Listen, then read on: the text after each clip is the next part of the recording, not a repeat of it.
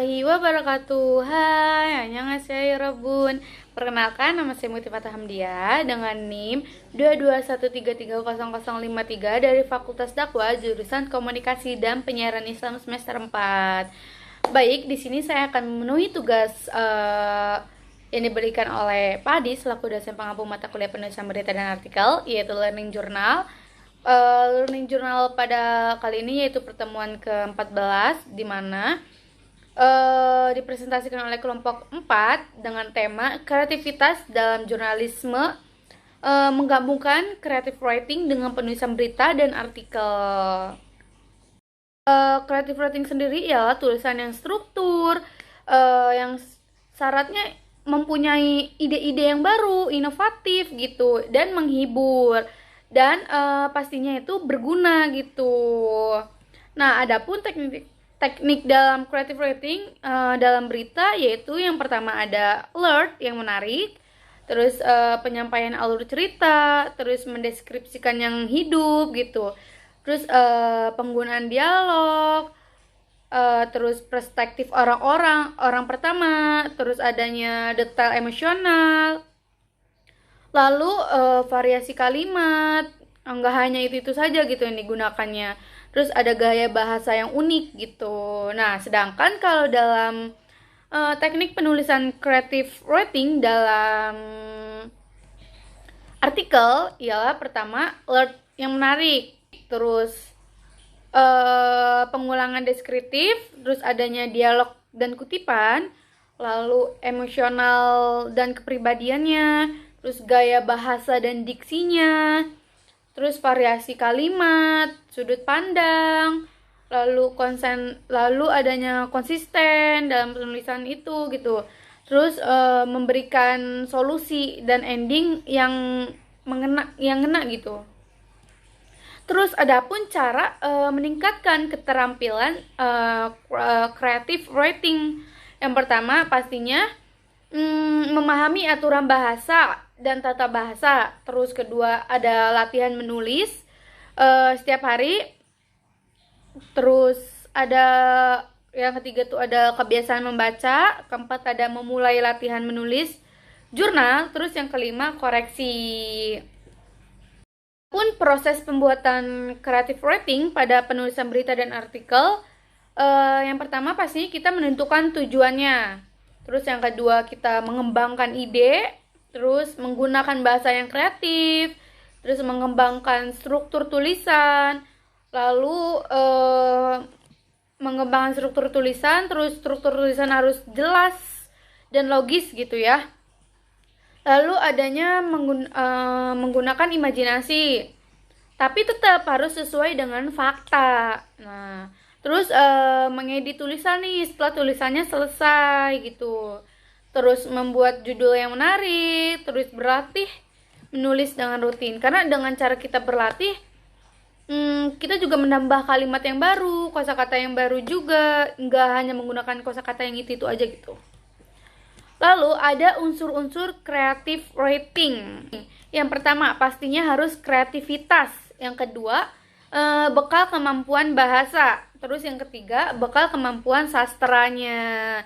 Makanya tadi tujuannya untuk melatih terus membuat tulisan itu akan menambah kita wawasan baru gitu, bahasa-bahasa yang baru, kemampuan kita untuk menyusun kata-katanya gitu. Akhir tuh ada kesalahan yang sering terjadi nih dalam menulis creative writing dalam penulisan berita dan artikel. Yang pertama terlalu mendeskripsikan cerita. Kenapa? Karena seorang penulis tuh mungkin ya terjebak dalam menjelaskan setiap detail tentang ruang di dalam cerita tersebut gitu. Contohnya seperti kayak warna cat dinding, terus struktur karpet dan desain fiturnya gitu. Jadi tanpa memperhatikan arus cerita tersebut gitu. Terus yang kedua banyaknya pengulangan.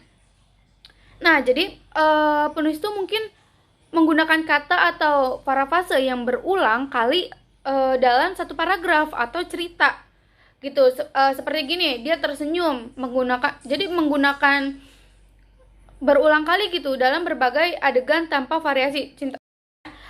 setiap tokoh dia melakukan kayak dia tersenyum terus lagi.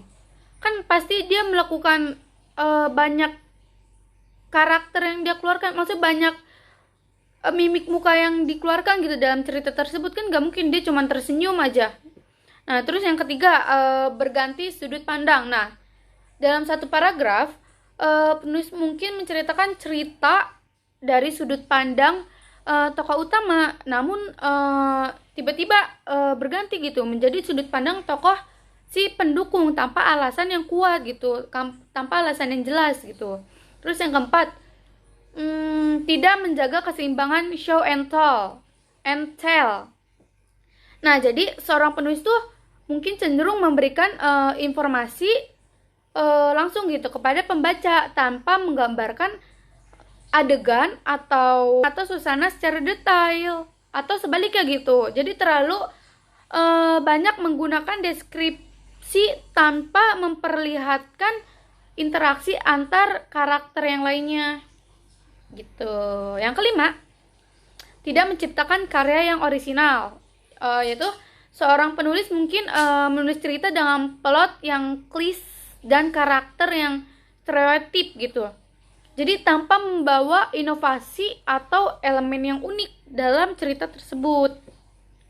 Terus yang keenam, tidak membuat pengembangan narasi yang baik.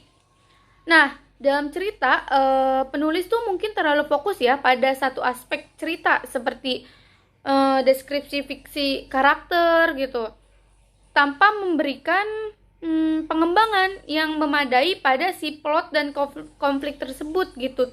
7. Tidak membuat karakter yang jelas.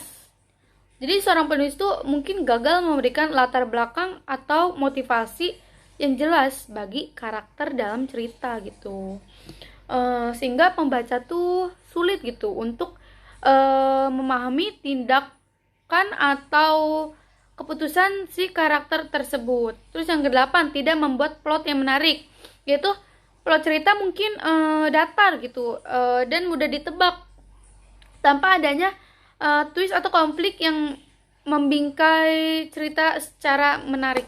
Jadi datar aja gitu, flat, nggak ada konfliknya, nggak ada plot twist dalam cerita tersebut. Terus tidak membuat cerita yang logis, yaitu cerita mungkin memiliki banyak lubang plot gitu, antara kesalahan logika seperti karakter melakukan gitu tindakan yang tidak konsisten dengan kepribadian mereka, terus atau kejadian yang tidak masuk akal gitu secara kronologisnya. Terus yang ke-10, yang terakhir, tidak membuat imajinasi yang baik. Nah, jadi dalam cerita fiksi ilmiah, penulis tuh mungkin gagal menciptakan dunia yang konsisten dan meyakinkan gitu. Karena di mana aturan dan teknologinya tuh yang diperkenalkan tidak konsisten gitu, dan terlalu mirip dengan dunia nyata gitu. Jadi terlalu mirip dengan dunia nyata, tidak di secara fiksinya gitu ya, imajinasinya kurang gitu, kurang membawa arus gitu. Mungkin cukup sekian dari saya, kurang lebihnya mohon maaf. Wassalamualaikum warahmatullahi wabarakatuh. Bye. Kamsahamnida ya Rabbun.